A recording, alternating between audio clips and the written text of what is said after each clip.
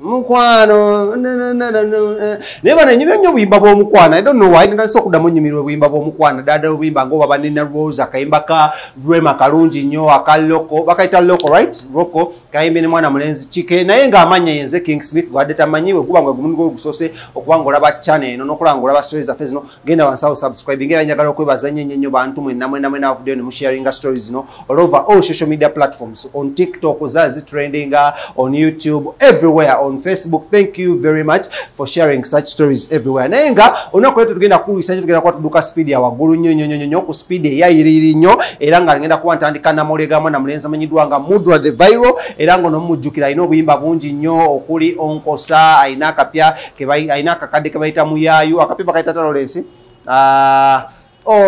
akapya alina akapya ke yakubyeke erinnya linvudde muto waliwo nayakubye Gwamanyi yes bakaita Gwamanyi ba mukyala bo wa yellow kizigo ky'amaanyi nze ndi muddugavu Gwamanyi so Mudra the Viral twamuguddeko over the weekend nga ava ku performing ali ku UG concert oba UG Connect nga basinga nga mugimanyi sponsored by UNCC era nga kino kimu ku concerts omukulu amanyiddwa nga Jerusalem Saleji bateekawo okulaba amu n'abayimbi bano babawa chance okubanga bayimba banga performinga era nga it's been watched all over Uganda and all over Africa mwenna bayina DSTV era nga kiri broadcasted ku Famous TV emanyiddwa nga NBS ne Sanyuka TV ne UBC National Broadcaster era nga munange Mudra ono lwamuguddeko ne mubuuza ne Mudra otambula nnyo n'omwala amanyiddwa nga Vianney nangamba man si kutambula butambuzi naye but that is a young talent that deserves to be given a chance okulaba muno tumupromotinga asokolanga akola kinga naye ateeka talent ye ku level eddako nangamba the secret behind this is because nange John Black yatambulanga nnyo nange mbiseera biri nga nkyali muwandiisi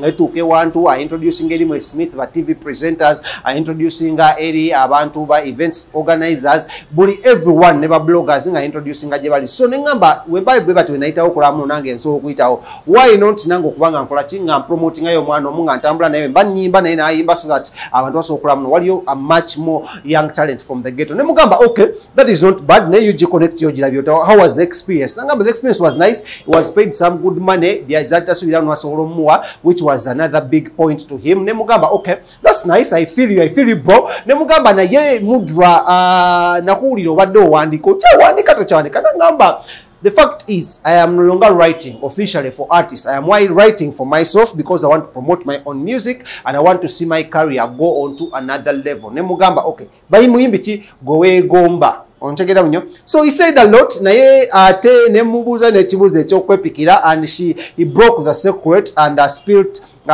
out the hard hit and heart issues. Nangamba omuyimbi gwensinga okwepikira mu Uganda none other than Karo Kasita era yo mwepikira nnyo era simanyi omukyalo yo I think one day tutaga tukoleko collab ne Lawrence. Collab ya Karo Kasita ne Mudra. Teyinza kubeera club banga kwa just imagine the beautiful Karo Kasita. Ne? Dancehall general. Oshegere female dancehall general.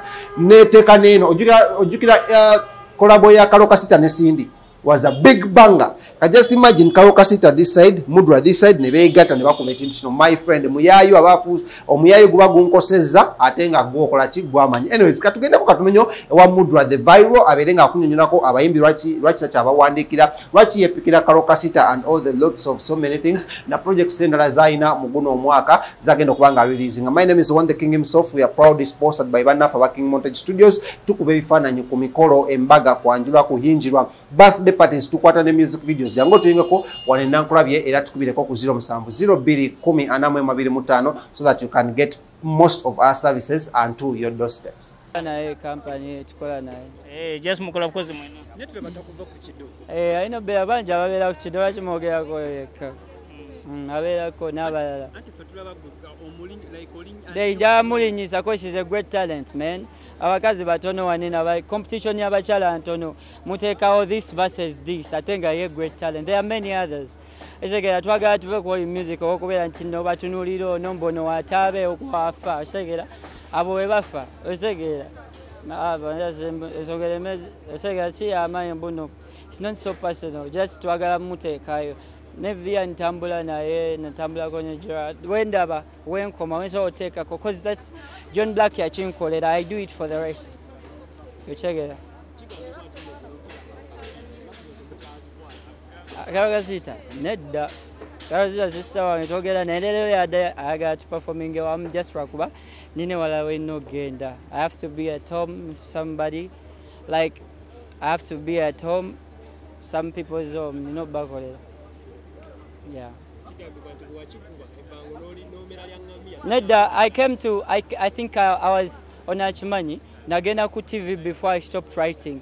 Nali sinafuna hit, naina akaimba bakaita Chimuli change. It didn't hit. I'm actually doing it a remix soon. Right wimba bakamenya sinakuba ngamba, let me put writing aside, nzije nkolechi, nkolo muziki ogwange nganze. Sina beef na yachi. She's my friend, she's my sister. We are in the same industry rakba, na yatuka iwe. Oba yatuka iwe Carol chichirachite mwayogera ku Carol.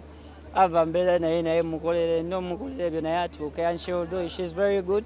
Kwegabo yatuka ine no tuka mwina kwenkanya vumbe. Vumbe asina vumbe na muchala ateye nze ndi musajja. Aye vumbe yaze sina vumbe na singa vumbe munaye bakamilije balina boto bagosegera msi vumbe anko wange.